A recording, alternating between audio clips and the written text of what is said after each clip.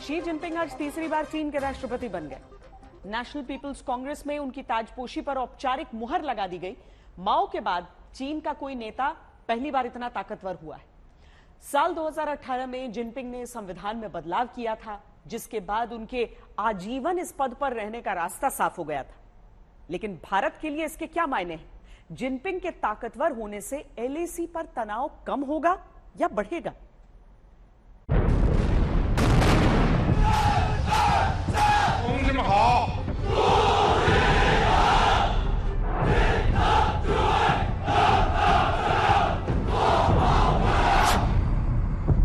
उनहत्तर साल के शी जिनपिंग ने दाहिने हाथ की मुट्ठी उठाकर बाएं हाथ को चीन के संविधान पर रखकर तीसरी बार राष्ट्रपति पद की शपथ ली।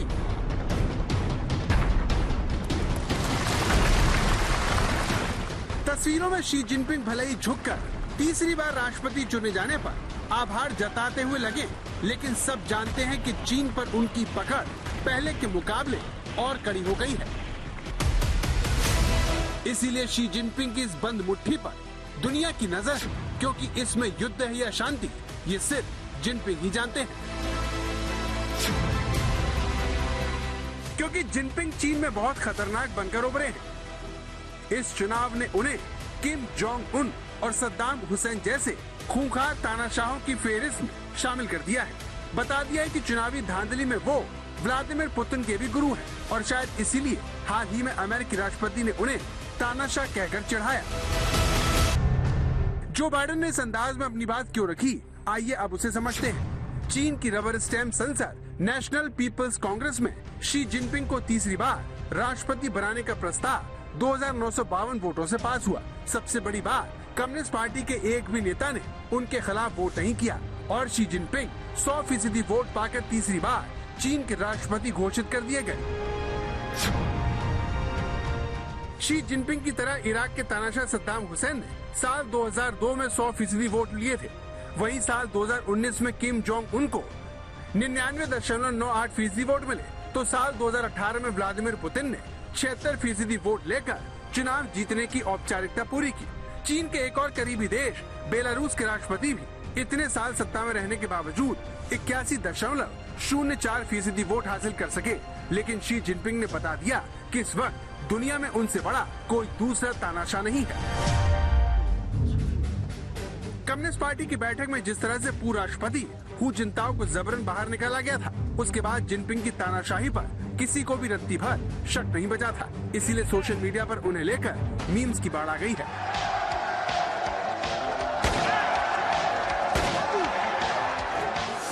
At which he won 14 gold medals. मजाक अपनी जगह है, लेकिन सवाल जिनपिंग की इस बंद मुट्ठी का है, जिस लेकर कई कयास है। क्योंकि माओ के बाद दूसरे शक्तिशाली नेता बनने पर शी जिनपिंग भारत को लेकर क्या नीति अपनाएंगे, उससे ही दोनों देशों के रिश्ते तय होंगे। वहीं चीन क्या ताइवान को ताकत से हासिल करने की कोशिश करेगा, इसका जवाब हर कोई जानना चाहता है। साल 2012 में शी जिनपिंग के राष्ट्रपति बनने के बाद से चीन लगातार वास्तविक नियंत्रण रेखा पर आक्रामक कार्रवाई कर रहा है। चाहे 2017 का डोकलाम विवाद हो, 2020 में गलवान में हुआ खूनी संघर्ष या 2022 में अरुणाचल प्रदेश के तवांग में हुई झड़प, शी जिनपिंग के राज में रिश्ते खराब होते जा रहे हैं। 我命令全军各级要强化练兵备战鲜明导向，坚定不移把军事训练摆在战略位置。 annual threat assessment of the US intelligence community की ताजा रिपोर्ट में जिनपिंग के इरादों को लेकर शक जताया गया है। 40 पन्नों की इस रिपोर्ट में बताया गया कि परमाणु संपन्न भारत और चीन एलएसी पर तनाव कम करने के लिए बातचीत कर रहे हैं, लेकिन इसके बावजूद सीमा पर दोनों देशों की तरफ से सैन्य तैनाती पहले की तुलना में बहुत ज्यादा है, जिससे भारत और चीन के बीच भी तनाव बना रहेगा और ये तनाव बढ़ सकता है। इस रिपोर्ट में ये कहा गया कि अमेरिका को दोनों देशों के बीच बातचीत में सहयोग करना चाहिए। पिछले साल 9 दिसंबर को चीन अपने खतरनाक इरादे अरुणाचल के तवांग में जता चुका, जहां उसकी सेना ने LAC पार कर भारत में घुसपैठ करने की कोशिश की, लेकिन भारतीय सैनिकों ने उन्हें वापस खदेड़ दिया। लेकिन भारत और चीन के बीच 4000 किलोमीटर से ज्यादा लंबी सीमा में पूर्वी लद्दाख से लेकर तवांग तक चीन की पूरी नजर है। चीन पूरे अरुणाचल प्रदेश को अपना बताता है। इसी वजह से तवांग पिछले साल 9 दिसंबर को भारत और चीन के सैनिकों के बीच हाथापाई हुई, जिससे दोनों देशों के रिश्तों को और भी ज्यादा पेचीदा बना दिया। Diplomatically, we have been very clear. We have been very clear with the Chinese that we will not tolerate, we will not countenance attempts to unilaterally change the line of actual control, and that so long as they continue to seek to do that.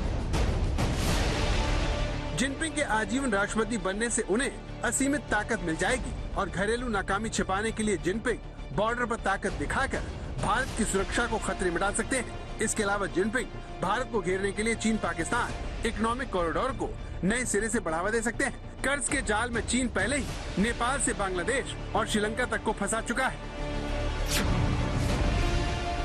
तानाशाही में जवाबदेही नहीं होती। ऐसे में जब Xi Jinping के पास चीन के तीनों शीर्ष पद हैं, उनका एक गलत कदम एशिया के 2 सबसे बड़े देशों में अविश्वास की खाई को और भी ज्यादा गहरा कर सकता है। आज तक ब्यूरो।